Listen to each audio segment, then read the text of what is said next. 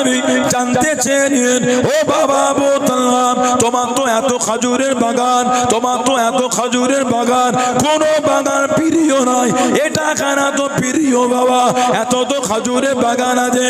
ও যুবক, হযরত আবু তালহা জানিয়ে দিন, ইয়া রাসূলুল্লাহ, হাবিবাল্লাহ, আল্লাহ পাকের নবী হুজুর বিয়াদি মাফ করুন, গুস্তাগিটা ক্ষমা করুন, আমার এত খেজুরের বাগান আছে, কোন বাগানে আপনি যান না, কোন বাগানে আপনি গিয়ে গাছের খেজুর গরু পেরে পেরে খানলাম, কোন বাগানে গিয়ে সেই বাগানে কুয়া থেকে পানি উঠানলাম, এই বাগানে চলে গিয়ে নিজের মনে করে গাছের পাকা পাকা খেজুর গুলি নিজে কাঁধে পেরে পেরে খান, গাছের বাগান ওই বাগান থেকে কুয়ার পানি তুলে নিজে কাঁধে পান করেন। আমি আবু তালহা, আমার কাঁধে থেকে প্রিয় মাল আর কিছু নয়, প্রিয় জিনিস আর কিছু নয়। আল্লাহ পাক আয়াতটা নাযিল করে দিন, লান তানালুল বিররা হাত্তা তুনফিকু মিম্মা তুহিব্বুন। ইয়া রাসূলুল্লাহ, হাবিবাল্লাহ, আল্লাহ পাকের নবী আমার প্রিয় বাগান খারাপ আল্লাহ রাসূল আপনার কাছে দান করে দিলাম। আল্লাহ নবী সাল্লাল্লাহু আলাইহি ওয়াসাল্লাম সাহাবী ছিলেন হযরতে আবু তালহা রাদিয়াল্লাহু তাআলা। মদিনা শরীফে জানা সবথেকে বেশি খেজুরের বাগান ছিল, কিন্তু প্রিয় বাগানটার নাম ছিল বাইরুহা। প্রিয় বাগানের নাম বাইরুহা। আর ওই বাগানের মধ্যে একটা কুয়া ছিল, নাম ছিল বীরহা নামক কুয়া। কিতাব এসেছে যে কুয়া থেকে আল্লাহর নবী নিজে হাতে পানি তুলে পান করতেন। ধরে বললেন না সুবহানাল্লাহ। ওই কুয়ার পানি আল্লাহর নবী নিজে হাতে তুলে পান করতেন।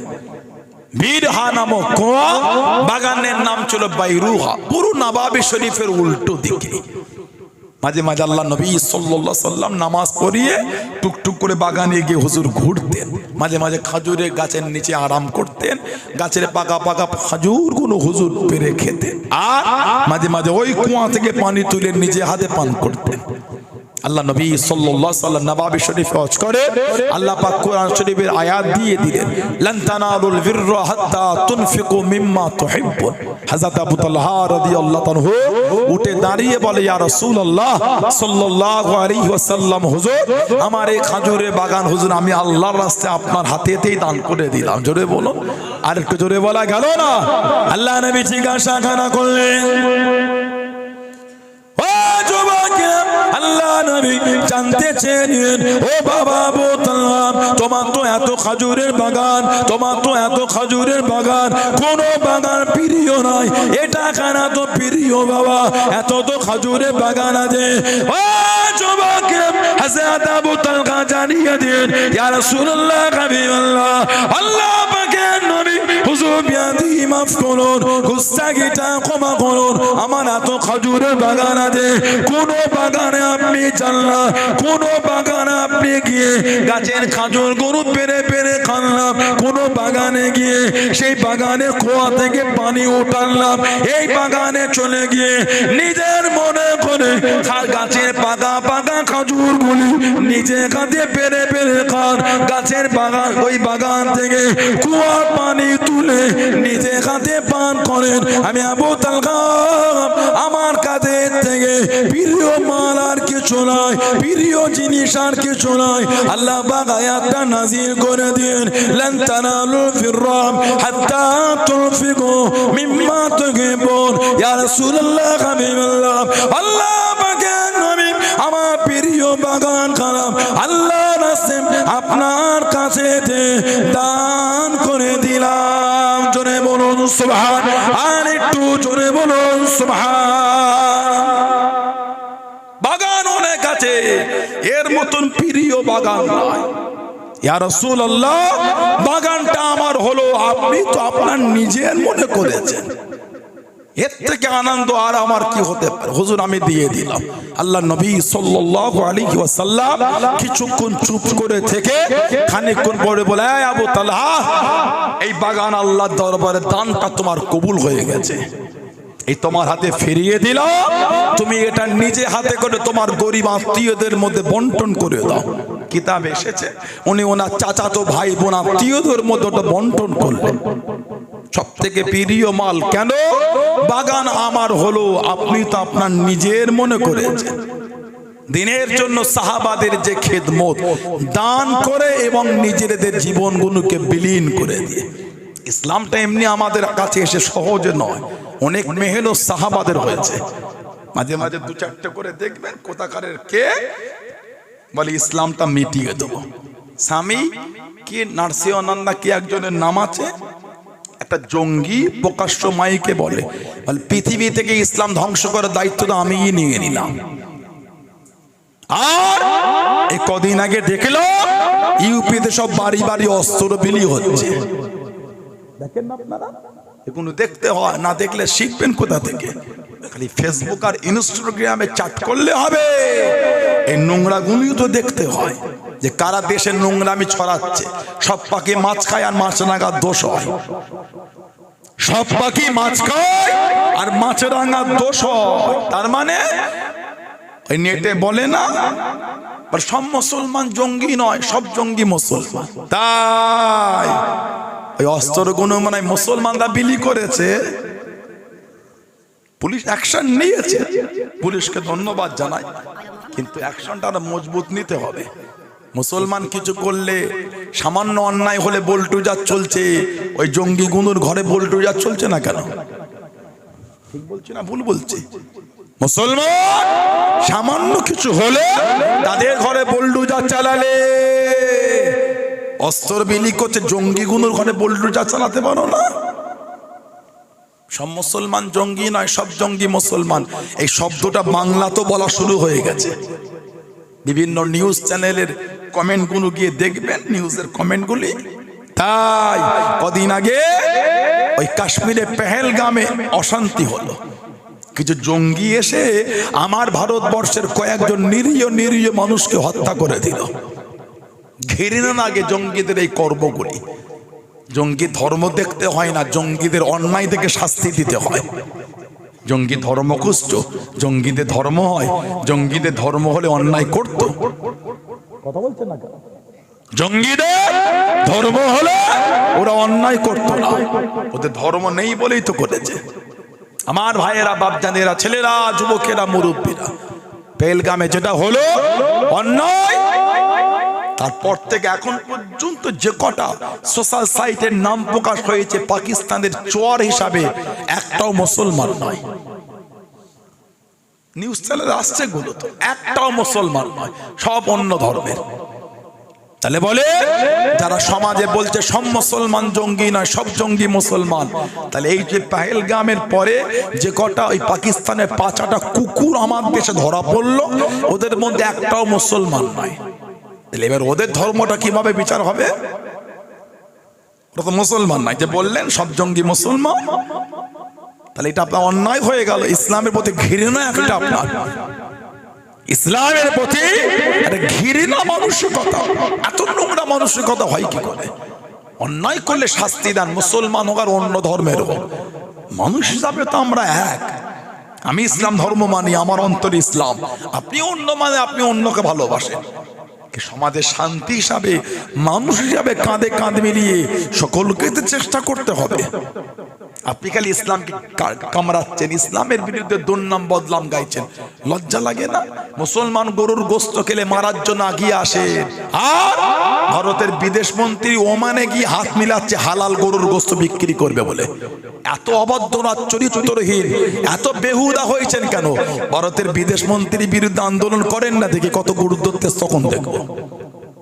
নিজেরা 3 বাটি আর 6 বাটি করে ব্যাগে ভরে নিচ্ছ, ওটা অসুবিধা নাই। মুসলমান 1 কেজি কিনলে অসুবিধা হয়ে যায়, লজ্জা লাগে না? অভদ্র নির্লজ্জা গুলো। ঠিক বলছি না ভুল বলছি? কি জুলুম রে ভাই! গোস্ত সবাই কিনে খাও আর মুসলমানের দোষ হয়। মিজোরাম, নাগাল্যান্ড, মণিপুর, ওই সমস্ত এলাকায়, গ্যাংটক, সিকিম, ওই সমস্ত এলাকায় গরু বিক্রি হয়, জানেন আপনারা? ওই সমস্ত রাজ্যগুলিতে প্রকাশ্য গরুর গোস্ত বিক্রি হয়। চলে যাও, একটা নাম করা ছোট্ট রাজ্যের নাম হলো গোয়া, মুম্বাইয়ের পাশে ছোট্ট পাড়া রাজ্য, নাম হলো গোয়া, ওখানে গরুর গোস্ত বিক্রি হয়। ওই আন্দোলন নাই তো? আন্দোলন আছে, ভারতবর্ষ থেকে অন্য দেশে সব থেকে গরুর গোস্ত বেশি বিক্রি করে ইউপি। আপনি জানেন? এডুকেটেড শিক্ষিত ছেলেগুলোকে বলবেন গরুকে সার্চ দিতে। আমি কোনো ধর্মকে ছোট করতে আসিনি, আমি ইসলামের অনুসারী, আলহামদুলিল্লাহ আমি ইসলামী মজবুত ইনশাল্লাহ বলে। এবার অন্যকে কি মানে তার স্বাধীনতা, আমার তো উচিত না অন্য ধর্মকে বাজে কথা বলা।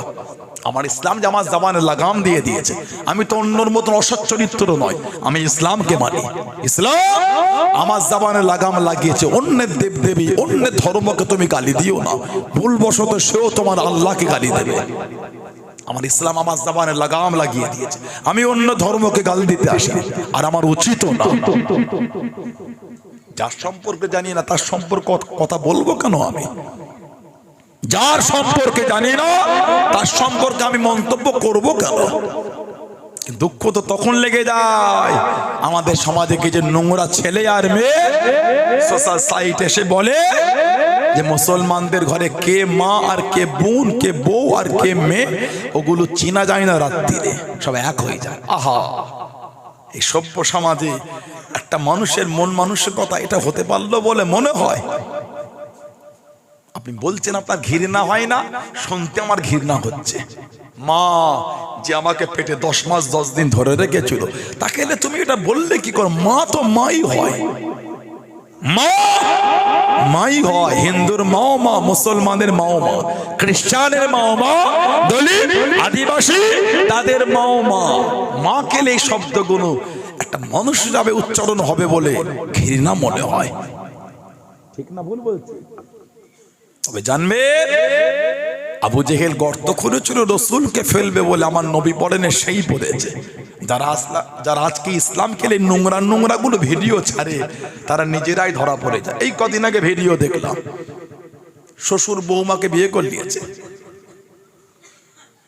শ্বশুর বৌমাকে বিয়ে করেছে, নাউজুবিল্লাহ বলে, নিজের ছেলেকে একজন বিয়ে করে নিয়েছে। এগুলো বলতে আমার ঘৃণা হচ্ছে। একটাও মুসলমান নয়, ওগুলো একটাও মুসলমান নয়। আমি কোন ধর্মকে ছোট করিনি, কিন্তু আমার ইসলামকে তুমি গালি দিচ্ছ কেন? কেন ইসলামকে দুর্নাম? আমি আবার বলছি, কোন মুসলমান অন্যায় করলে অন্যায় শাস্তি হবে, আপনি ধর্মটাকে গালি দিচ্ছেন কেন?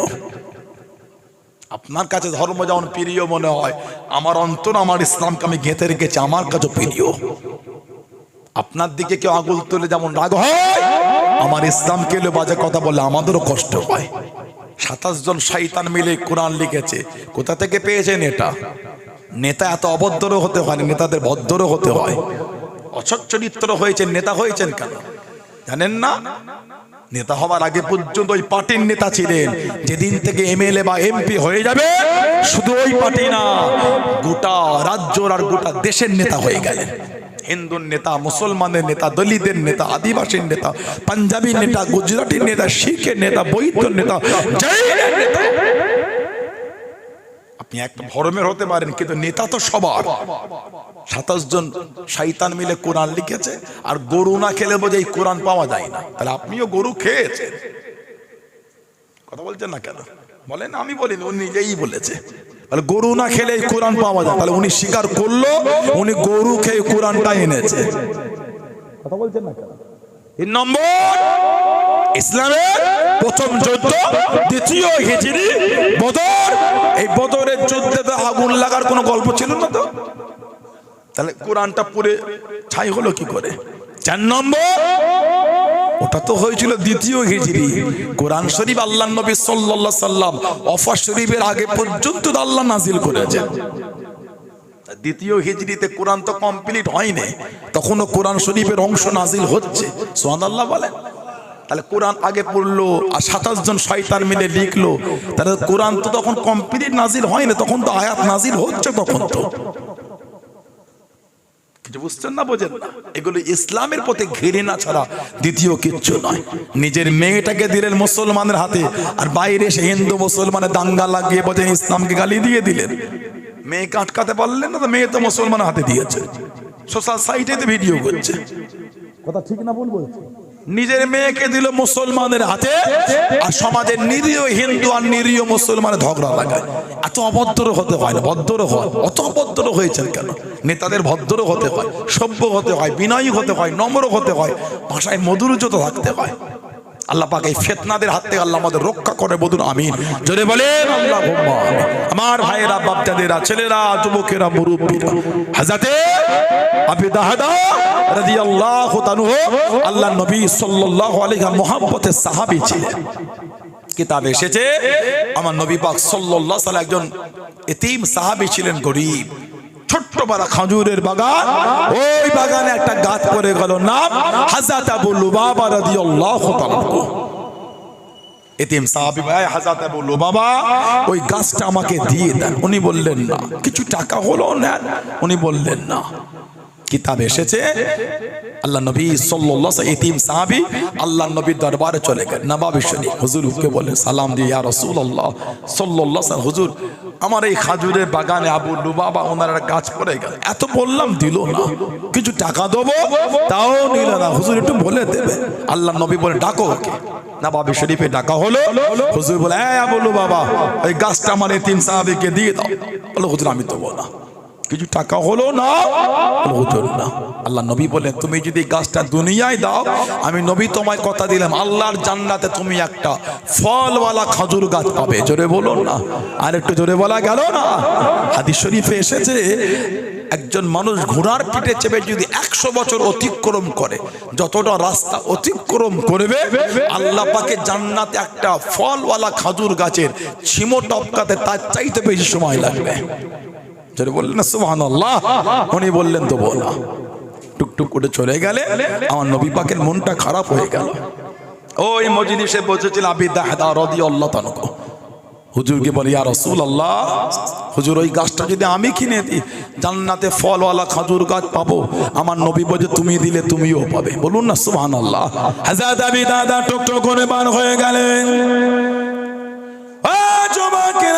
ও আমার মুরব্বি বাপ জানেলাম, আল্লাহ নবী সাহাবী হযরত আবু দাহদা হযরত আবু লুবাবার কাছে চলে গেলেন। ও হযরত আবু লুবাবা, ওই গাছটা আমায় বিক্রি করে দেন, ওই গাছটা আমাকে দিয়ে দেন। আবু লুবাবা জানিয়ে দেন, ও আবু দাহদা, ওই গাছটা আমি বিক্রি করবো না, ওই গাছটা তোমায় দেবো না। হযরত আবু দাহদা জানিয়ে দেন, ও আবু লুবাবা, আমি আবু দাহদা, আমার একটা খাজুরের বাগান আছে, যে খাজুরের বাগানে 600 খানা খাজুরের গাছ আছে, একটা মিষ্টি পানির কুয়া আছে, একটা বড় বাড়ি আছে। ওই গাছটা যদি আমাকে দিয়ে দেন, গোটা বাগান তোমায় দিয়ে দেবো, গোটা বাগান আমি দিয়ে দেবো। হযরত আবু দাহদাকে জানিয়ে দেন, ও হযরত আবু দাহদা, আপনি কি সত্য বলেন? হ্যাঁ হ্যাঁ, বাগানখানা দিয়ে দেবো। ওই বাগানখানা দিয়ে দে, গাছটাকে কিনে নে। আল্লাহ নবীর এতিম সাহাবীকে দিয়ে দে, আল্লাহ নবীর এতিম সাহাবীকে জানিয়ে দে। আল্লাহ নবী সাল্লাল্লাহু আলাইহি ওয়াসাল্লামের কাছে দেখিয়ে দাঁড়িয়ে গেলেন, পাশে দেখিয়ে দাঁড়িয়ে গেলেন। আসসালামু আলাইকুম ইয়া রাসূলুল্লাহ, হাবিবাল্লাহ। আল্লাহ নবী সালামে জবাব খানা দেন, আল্লাহ নবী উত্তর খানা দেন, ইয়া রাসূলুল্লাহ, হাবিবাল্লাহ।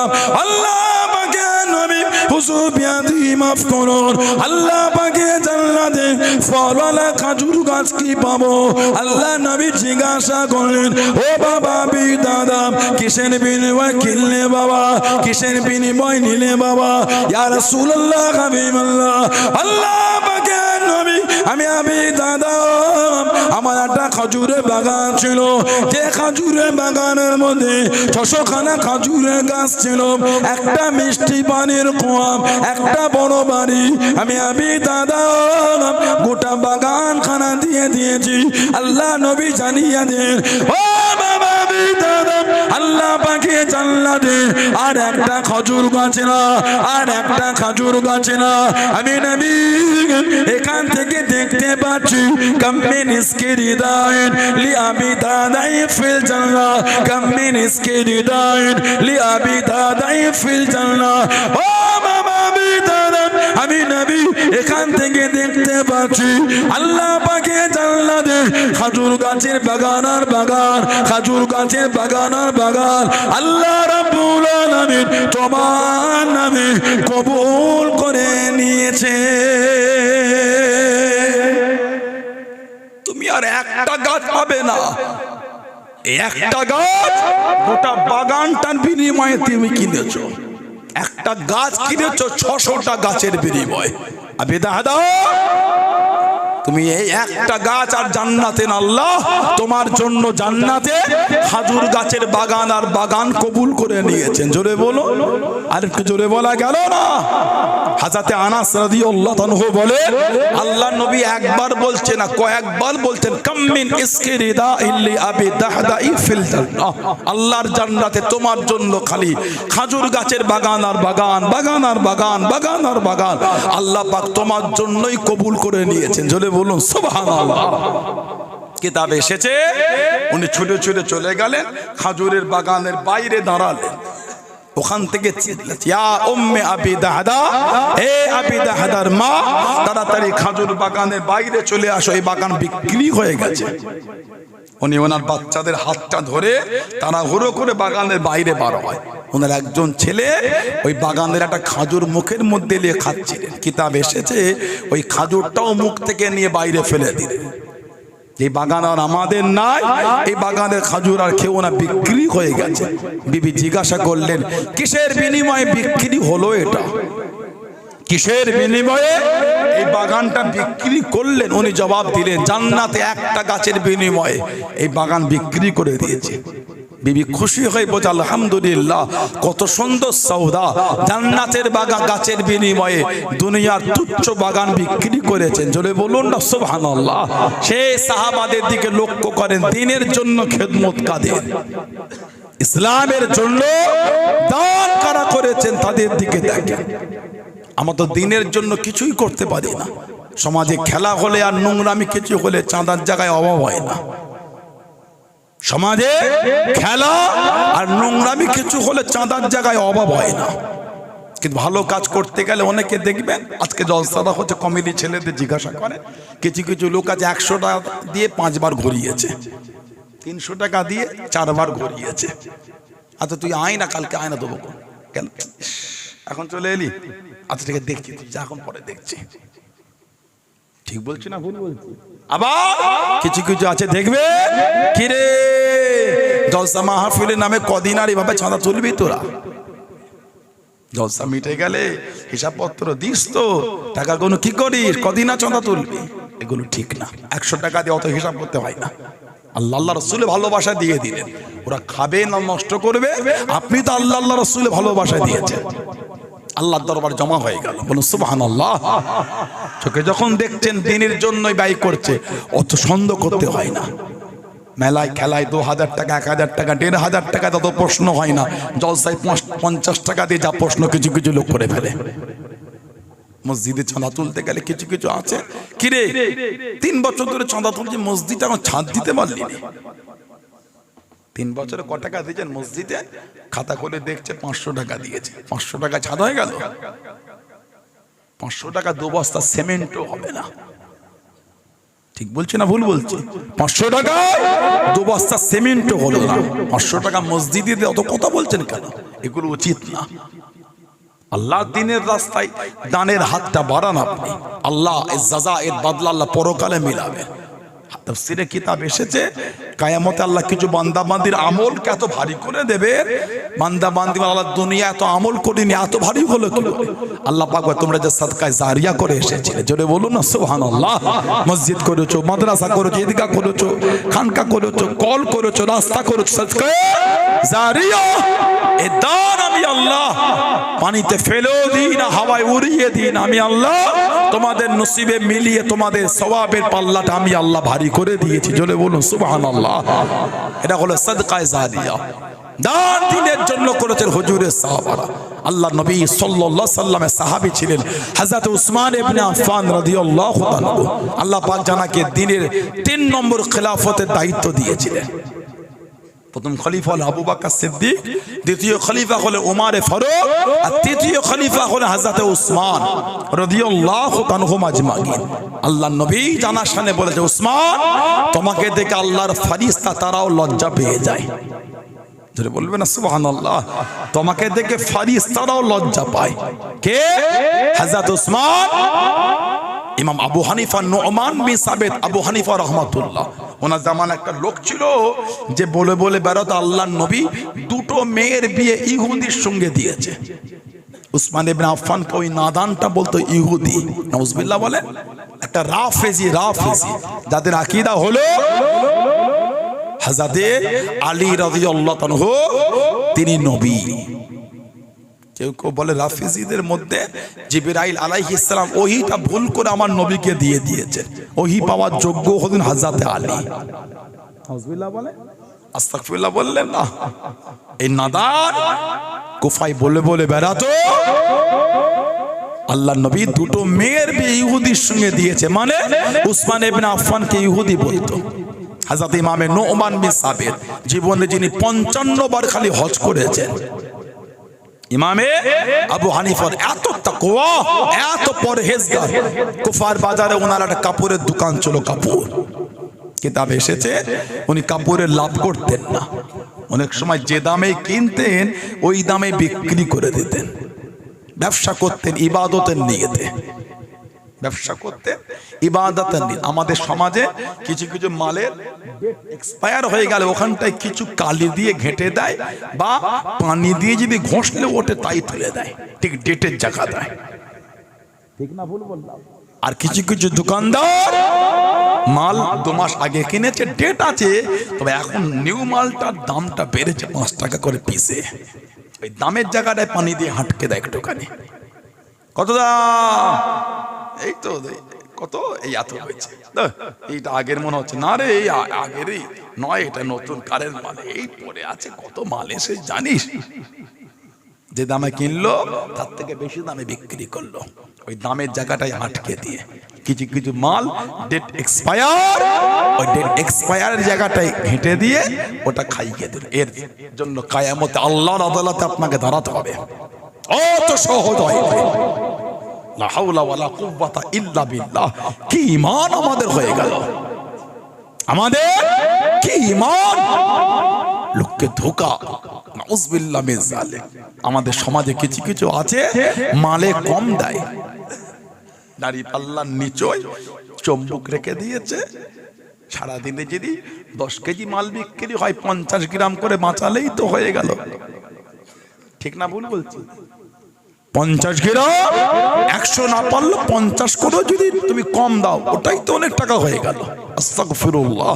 আল্লাহ সব নোংরা চিন্তাগুলি আল্লাহ আমাদের ভাইদের মাথা থেকে আল্লাহ মুছে দেয়। বলুন আমিন। জোরে হলো না আল্লাহুম্মা আমিন।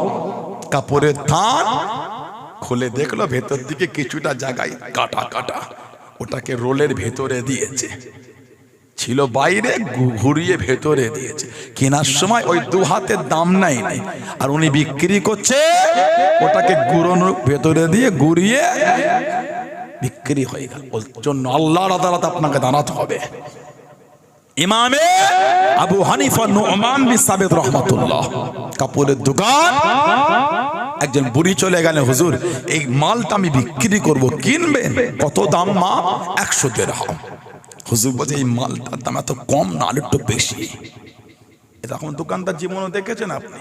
খরিদ্দার কম বলছে, দোকানদার বলছে না আরো বেশি দামে বিক্রি করে। সুবহানাল্লাহ বলে। মেয়েটা বাজালে হুজুর 200 দিরহাম দেন, উনি বলছেন আরো বেশি। তাহলে হুজুর 300 দিরহাম, উনি বলছেন আরো বেশি। 400 থেকে 500 দিরহাম দিয়ে হুজুর ওই মালটা কিনেছেন। যার মাল সে বলে 100 দিরহাম, হুজুর কিনছে 500 দিরহাম দিয়ে। জোরে বলো, আর কি জোরে বলা গেল না? ইমাম আবু হানিফা নুমান বিন সাবিত রাহমাতুল্লাহ, এত তাকওয়া।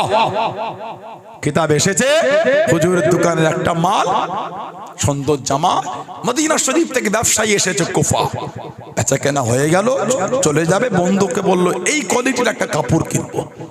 আপনাদের এই এলাকায় যদি বলে ভালো কাপড়, কোথায় নিয়ে যাবে বলেন তো? হয় জাগলে নিয়ে যাবে, নাই বারাসাত নিয়ে যাবে, না এদিকে আপনার বীরা বাজার বা গোমা বাজার, বা এদিকে অশোকনগর বাজার, একটা ভালো বড় বাজার, ঠিক না ভুল বলছি? তাছাড়া লোকালে হয়তো এদিকে পছন্দ হবে না, এই বাজারের মধ্যে কোথায় চলে যাও। মদিনা শরীফের বড় ব্যবসায়ী কুফায় বললো দাও ওই নোমান বিন সাবেত হুজুরের দোকানে মাল কিনবে। কেন? দাম দর করো নি। কেন না? উনি মালে লাভ নাই, যে দামেই কেনে সে দামেই বেচে দেয়। যদি বললো সুবহানাল্লাহ। মদিনা সেই ব্যবসায়ী গেলে মাল পছন্দ হলো, কত দাম? বলছে 1000 দিরহাম। 1000 দিরহাম দিয়ে মালটা নিয়ে চলে গেল। আবু হানিফা হুজুর কদিন পরে খুঁজতে খুঁজতে মালটা পাচ্ছে না, জিজ্ঞাসা করলেন মালটা, বলে হুজুর বিক্রি করেছি। কত? বলে হুজুর 1000 দিরহাম। ওহ, এত লাভ করেছো কেন হুজুর? বলে আমি তো কিনেছি মাত্র 400 দিরহাম, তুমি বিক্রি করেছো 1000 দিরহাম, মানে 600 দিরহাম লাভ করেছো। আমি তো এত লাভ নেবো না, আমি এত লাভ নেবো না। তুমি আমার দোকানে বসে লোককে ঠকালে। আল্লাহর ওই টাকাটা নিয়ে বার হয়ে গেলেন। ও আমার মুরব্বি বাপ জানেরাম, আল্লাহর ওলি হযরত ইমামে আযম আবু হানিফা রাহমাতুল্লাহ আলাইহি মদিনা শরীফে চলে গেলেন ওই মানুষটাকে খোঁজার জন্য। মদিনা শরীফে খোঁজা শুরু করে দেন, মানুষটাকে পেলেন না, ব্যক্তিটাকে পেলেন না। ও যুবকেরা, আল্লাহর ওলি নামাজের সময় হয়ে গেল, মসজিদের মধ্যে চলে গেলেন, ওই ব্যক্তিটিকে পেয়ে গেলেন, ওই পোশাকটা পরে নামাজের মধ্যে আছে। আল্লাহর ওলি পাশে গিয়ে নামাজ খানা পড়ে নিন, নামাজ পড়া মিটে গেল, নামাজে পড়ে দে।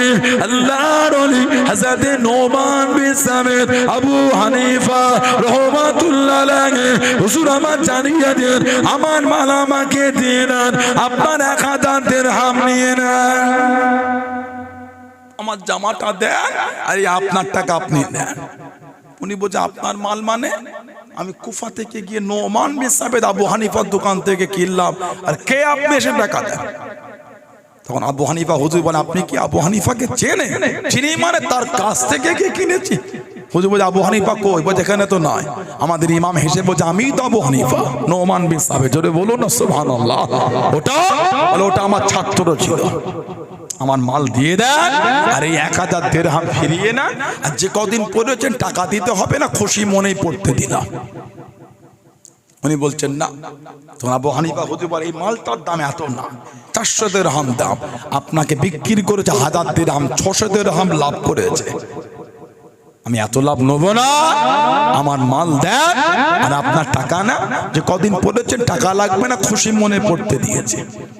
ব্যক্তিটি বলছে আসল খবর যখন বুঝেছি, জেনেছি, মাল তো ফেরতই হবে না, উনি কাপড় দেবে না, ইনি ছাড়বে না। জোর করে ইমাম নোমান বিন সাবেত 600 দিরহাম ফিরিয়ে আসল 400 দিরহাম নিয়ে ফিরে এসেছে। এটা আমাদের ইমাম। জোরে বলুন না সুবহানাল্লাহ। সেই কুফায় একজন লোক উসমান ইবনে আফফানকে বলে বলে বেড়াতো, আল্লাহর নবী সাল্লাল্লাহু আলাইহি ওয়াসাল্লাম দুটো মেয়ের বিয়ে ইহুদির সঙ্গে দিয়েছে। আবু হানিফা হুজুর তার কাছে চলে গেলেন, কথোপকথনে বললেন আপনার মেয়ের জন্য আমি একটা ছেলে দেখেছি, নামাজি, পরহেজগার, মুত্তাকি, ব্যবসায়ী, শিক্ষিত, ধনী, সব দিক থেকে কমপ্লিট। উনি বলছেন হাদিসটা তো ভালোই। তাহলে আবু হানিফা হুজুর বলেন তবে একটা কথা, ছেলেটা কিন্তু ইহুদি, ছেলেটা ইহুদি। উনি রেগে গিয়ে বলছেন আপনি পারলেন এই ইহুদি ছেলের সাথে আমার মেয়েটার বিয়ে দেবো? তখন ইমাম আবু হানিফা বলছেন আপনি যদি আপনার ছেলের বিয়ে ইহুদির সঙ্গে দিতে না চান, তাহলে আল্লাহর নবীর দুটো মেয়ের বিয়ে ইহুদির সঙ্গে দিলেন কি করে? লোকটা নিজের অন্যায় বুঝতে পেরে সঙ্গে সঙ্গে তওবা করেছিল। হযরতে উসমান ইবনে আফফান, আল্লাহর রাসূল বলেছেন উসমান রফিকি ফিল জান্নাত, তুমি হলে আমার আল্লাহর জান্নাতের বন্ধু। বললেন না সুবহানাল্লাহ। উসমান তুমি হলে আল্লাহর জান্নাতের বন্ধু আমার। কে? হযরতে উসমান। এত দবদবা আল্লাহ দিয়েছিলেন, এত ইজ্জত আল্লাহ উনার আলা করলেন। আল্লাহ নবী সাল্লাল্লাহু আলাইহি সাল্লাম একজনের জানাজায় চলে গেলেন। জানাজায় গিয়ে হুজুর জানাজা পড়াবেন, জানাজা দেখে হুজুর ফিরে যাচ্ছেন, জানাজা পড়ালেন না। সাহাবারা বলে হুজুর কোনোদিন দেখলাম না কারো জানাজায় গিয়ে না পড়িয়ে ফিরে এসেছেন। আল্লাহ নবী বলেন তার জানাজা পড়াই কি করে, যার উপর আল্লাহ নারাজ। তার মানে ইয়া রাসূলুল্লাহ, হুজুর বললেন এই লোকটা আমার উসমানের সঙ্গে শত্রুতা রাখতো, যে উসমানের সঙ্গে শত্রু রাখে তার উপর স্বয়ং আল্লাহ নারাজ হয়ে যায়। সেই হযরত উসমান ইসলাম জাহানের তৃতীয় খলিফা, দ্বীনের জন্য যে খেদমত, আল্লাহ নবী দ্বীনের জন্য বার হয়ে যাবে। ও যুবকেরা, ও আমার মুরব্বি বাপ জানেরা, মায়েরা, বোনেরা, মগিয়াম, আল্লাহ নবী সাল্লাল্লাহু আলাইহি ওয়াসাল্লাম ইসলামের জন্য বার হয়ে যাবেন। ইসলামের শেষ যুদ্ধ, আল্লাহ নবী জীবনের শেষ যুদ্ধ, নবম হিজরিতে তাবুকে জমিনে চলে যাবেন। নববী শরীফে বসে গেলেন, সাহাবাদের জানিয়ে দেন, ও মামা সাহাব, কে কি দেবে বাবা আল্লাহ দ্বীনের জন্য? আমি নবী আমার কাছে দাও বাবা, আমি নবী আমার হাতে দাও বাবা। সাহাবারা দিয়া শুরু করে দেন, যার যেমন হলো শরীক হলো। আল্লাহ নবী আবারও বলেন, কার কাছে কি আছে বাবা? আমি নবী আমার কাছে দাও বাবা, আল্লাহ দ্বীনের জন্য দাও বাবা। হযরত উসমান রাদিয়াল্লাহু তাআলা আনহু উঠে দাঁড়িয়ে গেলেন, ইয়া রাসূলুল্লাহ, হাবিবাল্লাহ, আল্লাহ পাকের নবী, আমি উসমান আল্লাহ দ্বীনের জন্য 100টা দেব, পিঠে মাল সাজানো। আল্লাহ নবী খুশি হয়ে গেলেন, আল্লাহ নবী কবুল করেন। আল্লাহ নবী আবারও বলেন, ও বাবা সালাম, কার কাছে কি আছে বাবা? আমি নবী আমার কাছে দাও বাবা, আমি নবী আমার হাতে দাও বাবা। হযরত উসমান দাঁড়িয়ে গেলেন, ইয়া রাসূলুল্লাহ, হাবিবাল্লাহ, 100 নয় হুজুর, 200 উট আমি দেব, পিঠে মাল সাজানো। জোরে বলুন সুবহান, আর একটু জোরে বলুন সুবহান। 200 উট আমি দেবো হুজুর, পিঠে পুরো মাল সাজানো। আল্লাহ নবী খুশি হলেন, আবারও বলছে, বাবা কার কাছে কি আছে দাও। উসমান ইবনে আফফান আবার দাঁড়িয়ে বলে, হুজুর 200 নয়, ওটা 300 উট দেবো, পিঠে মাল পুরো সাজানো। হুজুর বলুন না সুবহানাল্লাহ। হুজুর খুশি হয়ে গেলেন। আল্লাহ নবী সাল্লাল্লাহু আলাইহি আবার বলছে, বাবা দ্বীনের জন্য কে কি দিচ্ছ দাও বাবা। উসমান ইবনে আফফান আবারও দাঁড়িয়ে, ইয়া রাসূলুল্লাহ 300 নয়, ওটা আমি 600 উট দেবো। 600 উট, পিঠে পুরো মাল সাজানো একদম। নবী পাক এত খুশি হয়েছেন, মেম্বার শরীফে উঠে দাঁড়িয়ে বলছে, উসমান যাও, তোমার কোনো আমল আর তোমার ক্ষতি করতে পারবে না। মানে তোমার দ্বারা যদি কিছু ভুলও হয়ে যায়, ওটা তোমার কিয়ামতে কোনো ক্ষতি করতে পারবে না। উনি খুশি হয়ে নবীর দরবারে বলে, ইয়া রাসূলুল্লাহ, আরো 350 উট আমি আল্লাহর দ্বীনের জন্য দেবো। জোরে বলো।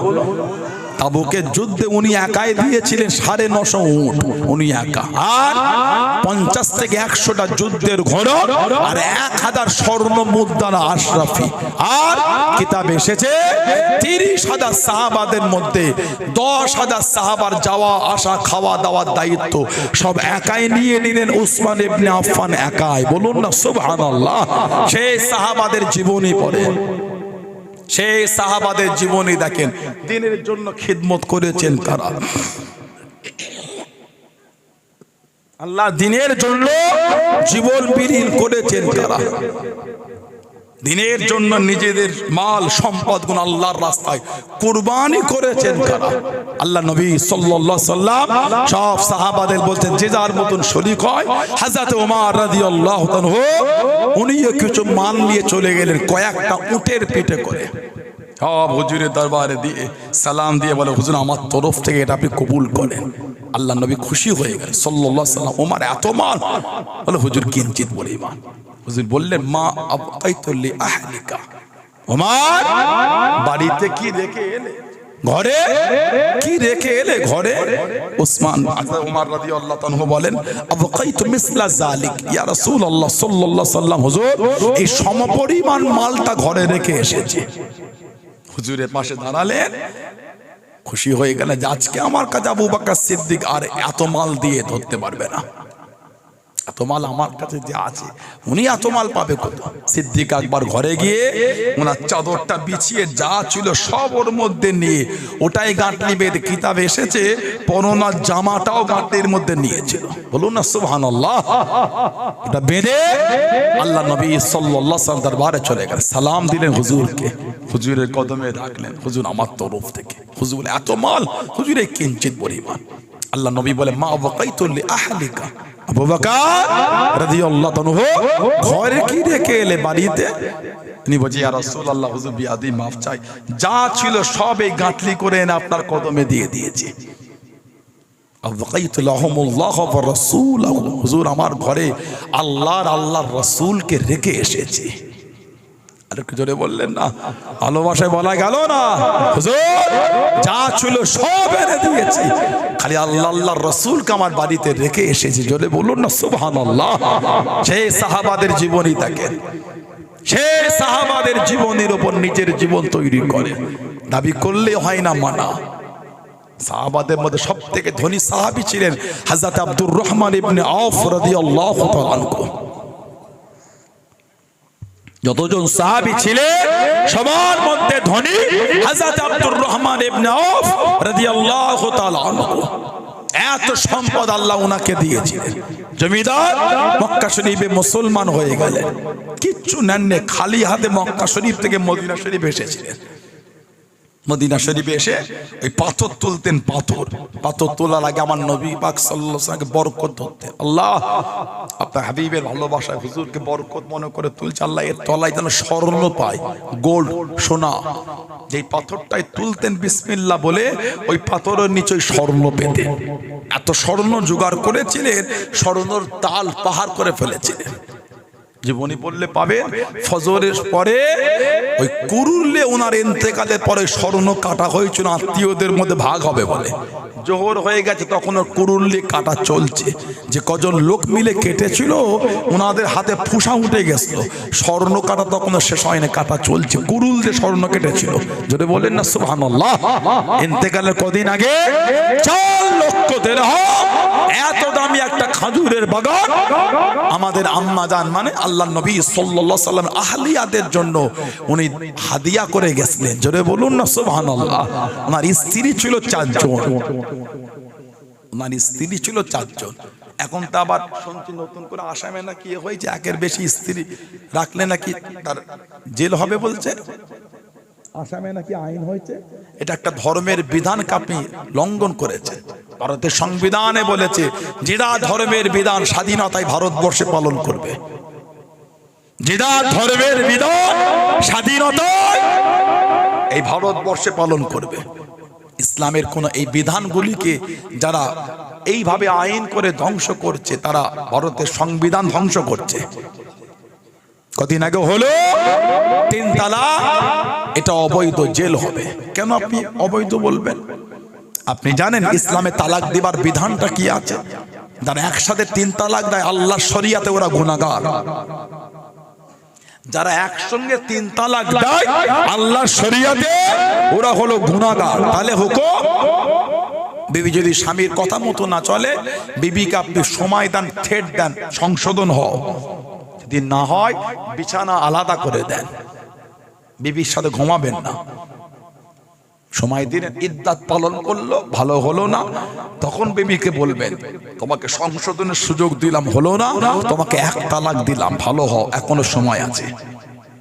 তারপরও যদি দেখেন বিবি ভালো হচ্ছে না, আবার তাকে বলেন ইদ্দাতের পরে তোমাকে আরেকটা সুযোগ দিলাম, তোমাকে ভালো হবার, তোমাকে 2 তালাক দিলাম। যদি তারপরও দেখেন বিবি ভালো হয় না, ইদ্দাতের পরে বিবিকে 3 তালাক দেন, গুনাহ হবে না। ইসলাম আপনাকে অনুমতি দিয়েছে একসাথে 3 তালাক। ইসলামে যে ব্যক্তি দেবে সে গুনাহগার একটা। আপনি ইসলামের বিধানই জানেন না, ইসলামের নিয়মলে হই হই করছেন, মানে কিছু বুঝছেন না, বোঝেন না। 2টো বিয়ে আপনি জানেন ইসলামে 2টো বিয়ে সবাই করতে বলেছে? না না, ইসলামের হুকুম হলো যদি আপনি এই স্ত্রীর উপরে ইনসাফ করতে পারেন। বর্তমান বেশিরভাগ ফ্যামিলিতে একটা স্ত্রী রেখে ইনসাফ করতে পারে না, 2টো 3টে 4টে ইনসাফ করবে কি করে? ওই বউই হবে জাহান্নামে যাবার জন্য যথেষ্ট। ইসলামে যদি আপনি বিবির উপর ইনসাফ না করতে পারেন, বিয়ে করতে পারবেন না, একের অধিক। আল্লাহ নবী সাল্লাল্লাহু আলাইহি ওয়াসাল্লাম দরবারে সাহাবী এলে, হুজুর বিয়ে করব। নবী বলে 3 মোহর দেওয়ার ক্ষমতা আছে? না হুজুর। হুজুর বলে রোজা রাখো। হুজুর বললেন রোজা রাখো। কেন? রোজা রাখলে মানুষের শরীরে স্বামী স্ত্রীর সম্পর্ক যে অবস্থা আছে শরীরের মধ্যে বৃদ্ধি পায় না, কমে ওঠা। হুজুর বিবাহ করব, 3 মোহরের ক্ষমতা আছে? না হুজুর। রোজা রাখো। আপনি ইসলামের বিধানই বোঝেন না, হই হই করছেন। 4টে স্ত্রী, হ্যাঁ আলহামদুলিল্লাহ 4টে বৈধ, 4টে বৈধ। চারটে হুকুম ইসলামে আছে, তা বলে এই নয় চারটেই করতে হবে। আলহামদুলিল্লাহ আমরা একটাতেই খুশি, সুবহানাল্লাহ বলে। আল্লাহ প্রত্যেকে স্বামী স্ত্রী ভালোবাসা দেন, বলেন আমিন। যদি বলেন আল্লাহুম্মা আমিন। আমরা একটাতেই খুশি, তবে চারটে হুকুম ইসলামে আছে।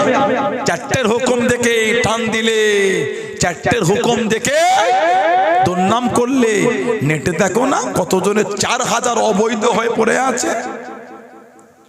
এই কদিন আগে আমেরিকার একটা রিপোর্ট বার হয়েছে, পৃথিবীর বড় বড় নেতাগুলির এই নোংরামিগুলো সোশ্যাল সাইটে বার হয়েছে, দেখেছেন কেউ?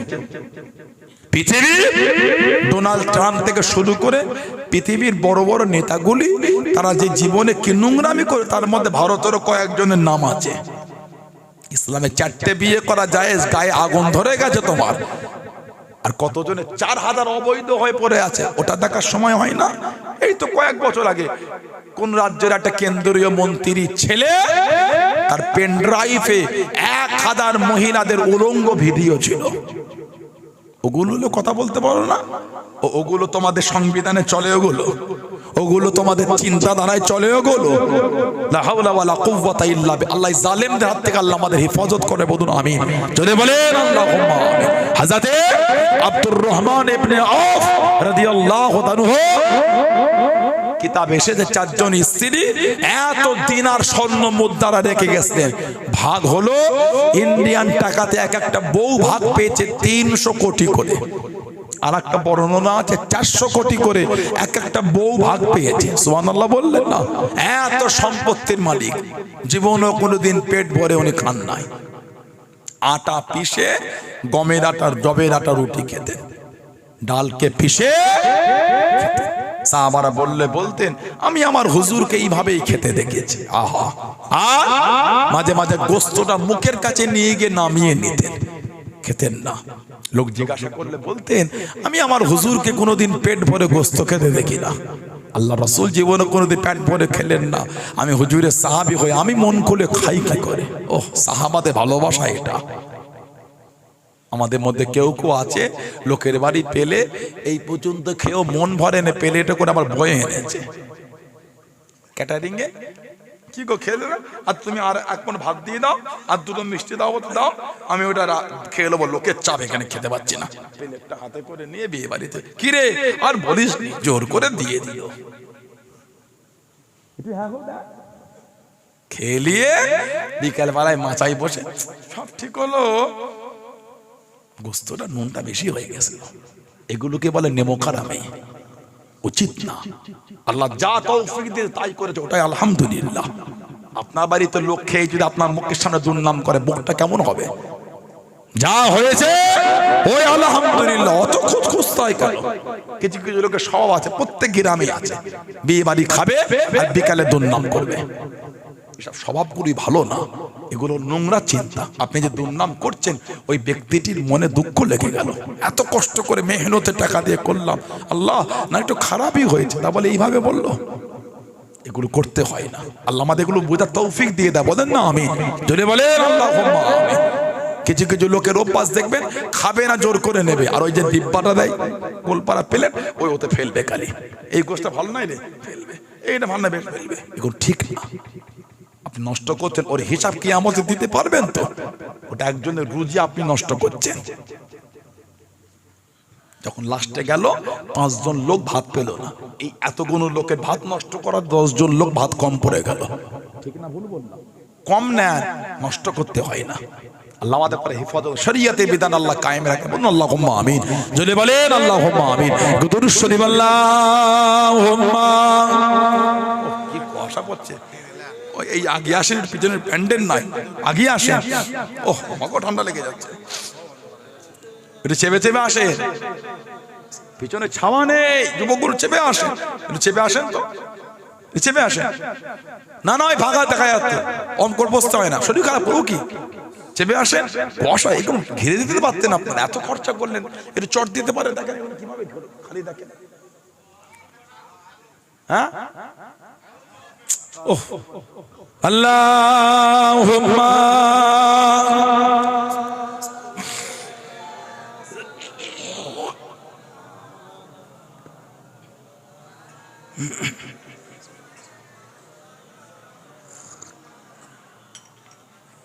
আমার ভাইয়েরা, বাপজানেরা, ছেলেরা, যুবকেরা, মুরব্বীরা, মায়েরা, বোনেরা, মেয়েরা, মহিলারা ভালো হন, শরীয়তের মধ্যে আসেন, নামাজি হয়ে যান। ছেলেরা নামাজি হন, নামাজি হন, নামাজি হন। আমার বোনেরা নামাজি হয়ে যান। আল্লাহ দয়াময়, দয়া করে আমাদের প্রত্যেকে দ্বারা আল্লাহ 5 ওয়াক্ত নামাজকে কায়েম করিয়ে নেন। সকলে বলুন আমিন। আল্লাহ মেহেরবানি করে আমাদের প্রত্যেকের দ্বারা 5 ওয়াক্ত নামাজকে কায়েম করিয়ে নেন। সকলে বলুন আল্লাহুম্মা আমিন।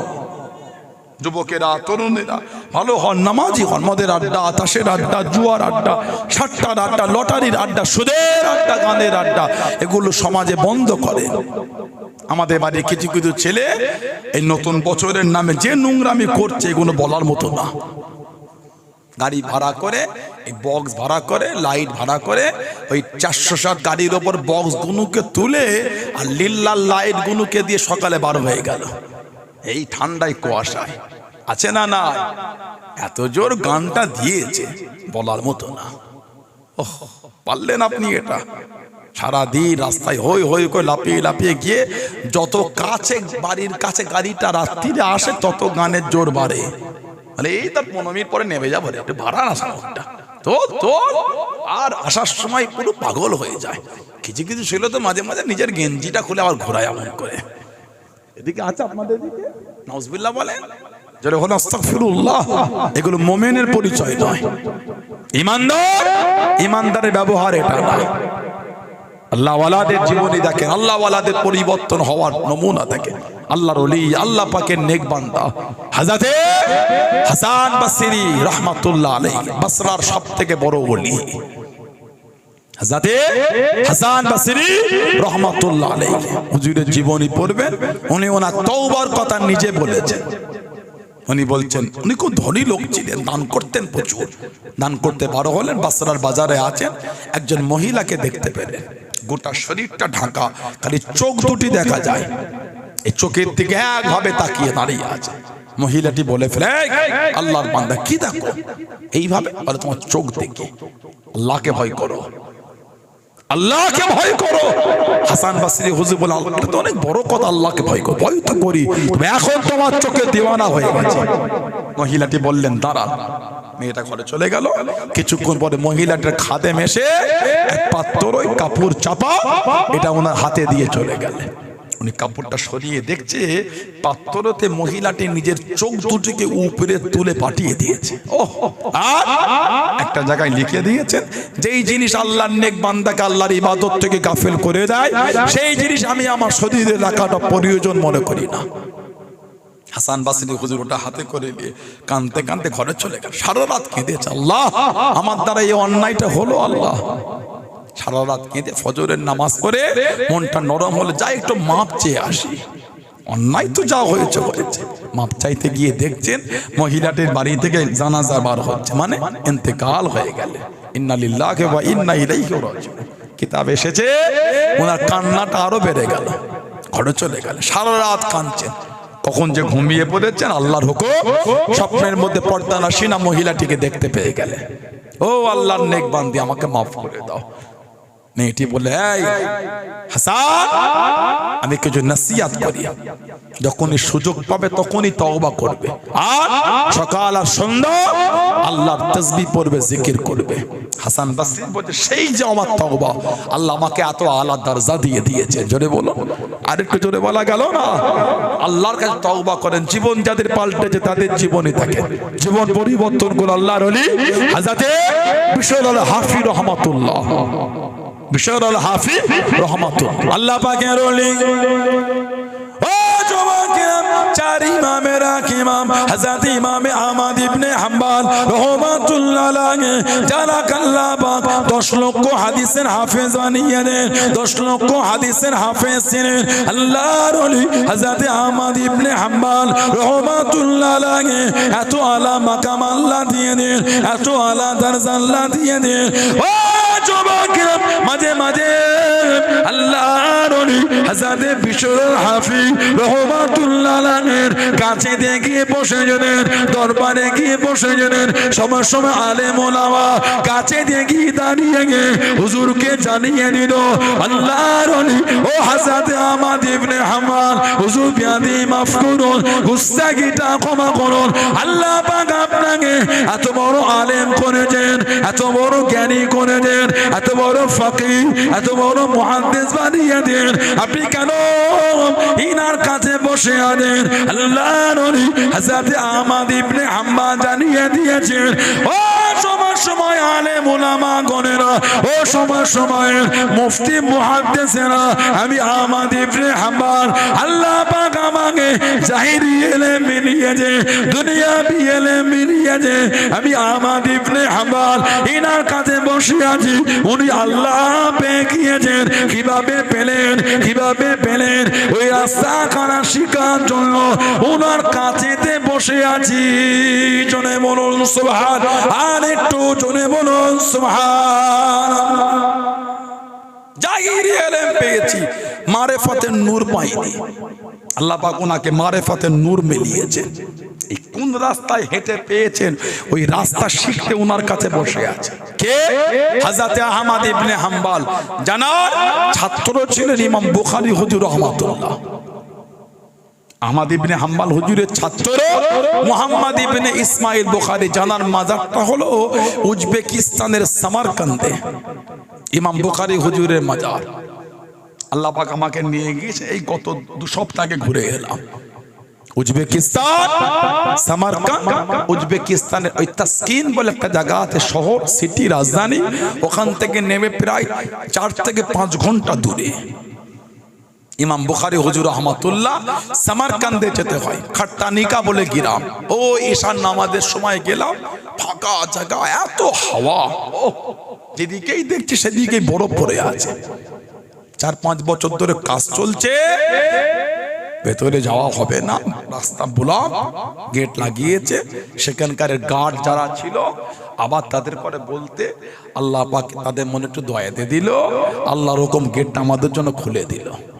ভেতরে গেলাম, ইমাম বুখারী হুজুর রাহমাতুল্লাহ, 4 ইমাম আপনার আস্তাগফিরুল্লাহ, 4 এই তরিকা আপনার হাদিস শরীফে বড় পণ্ডিত, সিয়াসিত্তা, ছোট কিতাব বুখারী, মুসলিম, আবু দাউদ, নাসাই, তিরমিজি, ইবনে মাজাহ, এই 6 কিতাবকে বলা হয় কুতুবে সিত্তা বা সিয়াসিত্তা।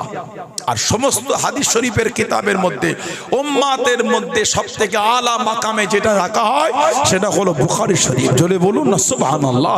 মুহাম্মদ ইবনে ইসমাইল বুখারী প্রথম জীবনে চোখে দেখতে পেতেন না, অন্ধ ছিলেন। মা কাঁদতেন না, বলতেন আল্লাহ একে যদি ভালো করে দেন, আল্লাহ আপনার দিনের রাস্তায় দিয়ে দেবো।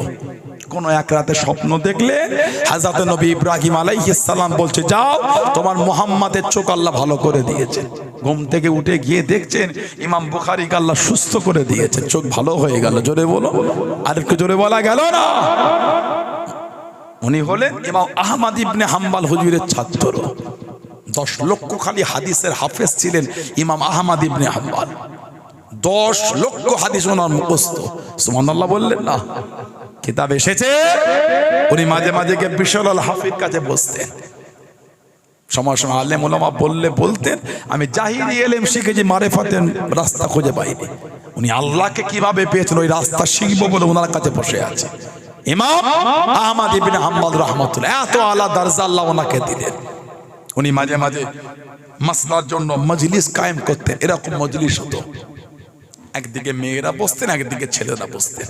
পর্দার আড়াল সব প্রশ্ন করতেন, ফিকহ প্রশ্ন, মাসলা মাসায়েল উনি উত্তর দিতেন। পর্দার আড়াল থেকে একটা মেয়ে প্রশ্ন করতেন। ছেলেগুলো কই কমিটি ভাইরা খাতা পেনটা নিয়ে আসে।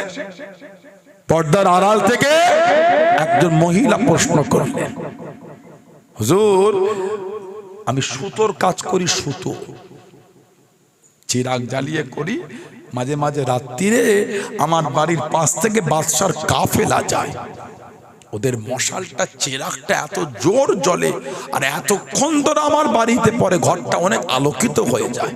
হুজুর ওই আলো দেখে আমি কাজটা আরো জোরে জোরে করি। হুজুর এই কাজ আমি বিক্রি করি, আল্লাহ আমাকে কিছু টাকা দেয়, হুজুর ওই টাকাটা কি আমি খেতে পারবো? ওই আলো দিয়ে কাজ করি, ওই কাজ করে কাজ বিক্রি করি। ইমাম আহমদ ইবনে হাম্বল হুজুর বললেন, মা প্রশ্নের উত্তর পরে দিচ্ছি, পরিচয় দেন আপনি কে? মেয়েটা বললেন, আমি হলাম হযরতে বিশ্বলাল হাফি রহমাতুল্লাহ আলাইহির বোন আমি। আহমদ ইবনে হাম্বল বললেন, আপনি পারবেন না, ওটা আপনার জন্য চলবে না। কেন? আল্লাহ আপনার বাড়িটাকে তাকওয়ার বাড়ি করেছে, পরহেজগার, ওইটা চলবে না। আমাদের বাড়ির ছেলেগুলো রাস্তা দিয়ে হেঁটে যায়, লোকের 5 টাকার কয়েন পেলেও ছাড়ে না, ওটা তুলো পকেটে করে নিয়ে চলে যায়। 100 টাকার নোট, 200 টাকার নোট, 500 টাকার নোট রাস্তায় পেল, ওগুলো ছাড়ে না। 100 টাকার নোট পেলে তো কঠিন অবস্থা, কপালে 3 বার হাত বুলিয়ে নেয়, কার মুখ দেখে সকাল হলো রে, ফকটি 100 টাকা পেয়ে গেল, নাউজুবিল্লাহ বলে, আস্তাগফিরুল্লাহ। কোন একটা জায়গায় ছেলেটা বসে ফোনে কথা বলে, ফোনটা রেখে 1 কাপ চা খেয়ে উঠে গিয়ে খালি ওই মুখটা ঘুরিয়ে, মুখ ঘুরিয়েছে, ফোন নাই। ঠিক বলছি না ভুল বলছি? লা হাওলা ওয়ালা কুওয়াতা ইল্লা বিল্লাহ। কি চিন্তাধারা আমাদের হয়ে গেছে! এত লোকের জিনিসের উপর লোভ লালসা কিসে? ওটা তো হারাম। ওটা 100 টাকা নিলে চুরি করলে জীবন কেটে যাবে। কেন চুরি করলেন? একটা ফোন চুরি করলে জীবন কেটে গেল, 15,000 20,000-এর ফোন কাটবে না। কেন নিলে? এই 20,000-এর ফোন, আপনি জানেন যে জীবনের কোনো শেষ নাই, এইটা চুরির জন্য এই জীবন আপনার ধ্বংস হয়ে গেল। কদিন আগে ওই তুর্কিতে একটা চিঠি দেখছিলাম, ফেসবুকে ঘুরছিল। কিছু যুবক ছেলে এক দোকানদারের সামনে একটা খামে করে চিঠি আর কিছু পয়সা রেখে এসেছে। দোকানদারটা খামটা করে চিঠিতে লিখেছে যে আমার ছোটবেলায় আপনার দোকান থেকে অনেক কিছু চুরি করে না বলে খেয়ে ফেলেছিলাম, এই 500 টাকা দিলাম, আপনি আমাদের মাফ করে দেন, আল্লাহ আপনি আমাদের ক্ষমা করে দেন। জোরে বলে, মানে যুবকগুলোর অন্তর আল্লাহর ভয় এসেছে, বলুন না সুবহানাল্লাহ। জোরে বলেন না সুবহানাল্লাহ। আমার ভাইয়েরা, বাপজানেরা, ছেলেরা, যুবকেরা মজবুত হয়ে যান। যুবক ছেলেগুলো এই নোংরা থেকে মনটা ঘুরিয়ে আল্লাহ আমাদের কবুল করেন, আল্লাহ আমাদের সুবুদ্ধি দান, আল্লাহ আমাদের শুনে বলে বেশি বেশি আল্লাহ ইবাদতের তৌফিক দান করে, বলুন আমিন। জোরে বলেন আল্লাহুম্মা আমিন। মুক্তাসার করলাম, আল্লাহ পাক যদি কোনোদিন তৌফিক, আল্লাহ পাক যদি কোনোদিন সুযোগ দেয়, দেখা হবে ইনশাআল্লাহ, আল্লাহর হুকুম। সারা বছর তো শরীর সুস্থ থাকে না, সুস্থ হয়, অসুস্থ হয়, ভালো হয়, খারাপ হয়, সবই হয়, সবই আল্লাহর তরফ থেকে হয়। আল্লাহ পাক যে বলিয়ে দিলেন, ওটা আল্লাহর লাখ লাখ কোটি কোটি শুকর। এই যেভাবে ঠান্ডা আর গরম ওয়েদার, 3 দিন আগে এত গরম হচ্ছিল, গায়ে জ্যাকেটটাও রাখা যাচ্ছিল না। আবার এই কদিন 2-3 দিন আবার ঠান্ডা পড়েছে, তার 1 সপ্তাহ আগে আবার ঠান্ডা ছিল কঠিন। আল্লাহর হুকুম, এই যে ওয়েদার চেঞ্জ, আল্লাহর হুকুম, সবই তার মার্জি মোবারক। এই ঠান্ডা গরমে শরীরটা একটুখানি অসুবিধা মনে হচ্ছে। আল্লাহ আমাদের সুস্থ, আল্লাহ আমাকে সুস্থ রাখেন, আল্লাহ আপনাদের সুস্থ রাখেন, বলুন আমিন। জোরে বলেন আল্লাহুম্মা আমিন। দোয়া হবে। তার আগে এই যে মাহফিল আল্লাহ করিয়ে নিলেন, সবাই আপনারা খুশি তো নাকি? যে এত সুন্দর মাহফিল হওয়াতে আপনারা খুশি না? আলহামদুলিল্লাহ বলেন। জোরে হোদান আলহামদুলিল্লাহ। আগামী বছর রাখবেন না বন্ধ করে দেবেন? কি বলে, থাকবে না? বলেন ইনশাআল্লাহ। জোরে বলেন না ইনশাআল্লাহ। অল্প সময়, কার বাপ আছে মা নাই, কার মা আছে বাপ নাই, কার দুটোই নাই, আস্তানারা কবরের মধ্যে শুয়ে এতিমের মতন পড়ে পড়ে কাঁদতেছেন। কেবল একটু দোয়া, কেবল একটু সওয়াব, দ্বিতীয় আর কিছু না।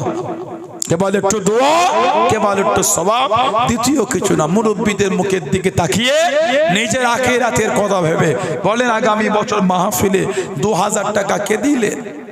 ধনী মানুষ, অর্থশালী মানুষ, প্রভাবশালী মানুষ, মুরব্বীদের মুখের দিকে তাকিয়ে একটু বেশি করে দেন। আল্লাহ দিয়েছে, 3000 দিলেন কি 5000 দিলেন? ধনী মানুষ আছে তো, ব্যবসায়ী ভাইরা আছে তো, আল্লাহ দিয়েছেন, ভালোবেসে মনটা বড় করেন। বলেন আগামী বছর মাহফিলে মুরব্বীদের মুখের দিকে তাকিয়ে 2000 টাকা কে দেবে?